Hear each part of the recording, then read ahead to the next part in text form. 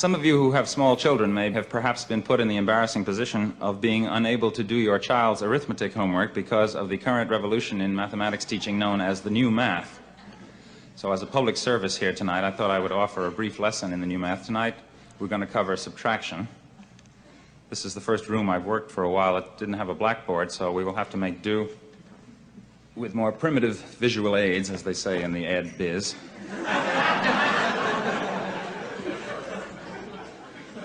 Consider the following subtraction problem, which I will put up here. 342 minus 173. Now, remember how we used to do that. 3 from 2 is 9, carry the 1, and if you're under 35 or went to a private school, you say 7 from 3 is 6, but if you're over 35 and went to a public school, you say 8 from 4 is 6. And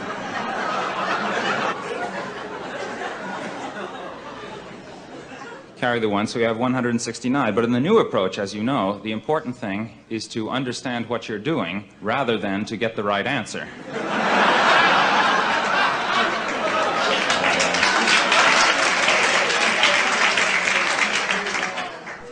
Here's how they do it now.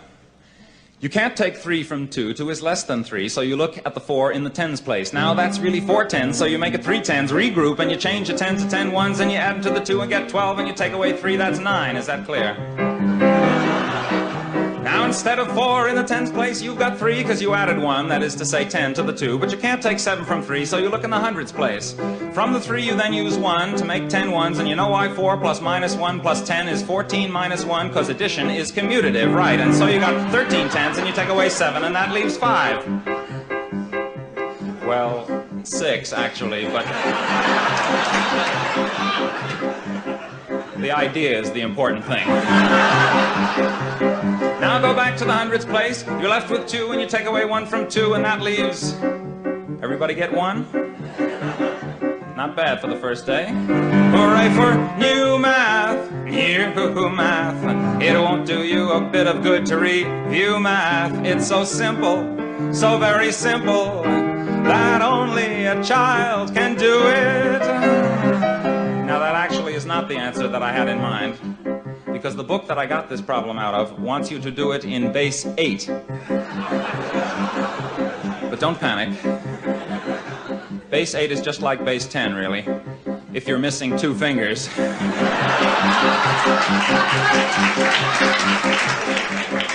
Shall we have a go at it? Hang on.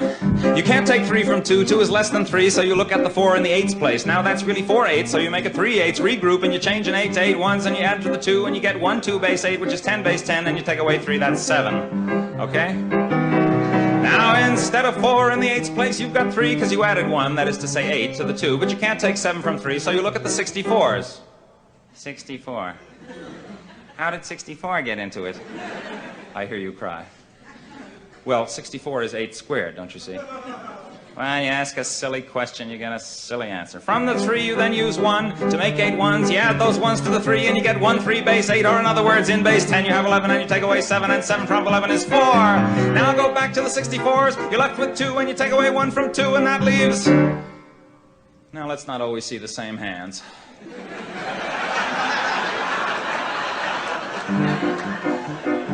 1, that's right. Whoever got 1 can stay after the show and clean the erasers. Hooray for new math, new math.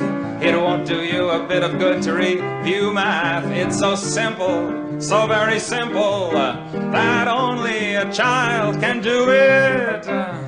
Come back tomorrow night. We're gonna do fractions.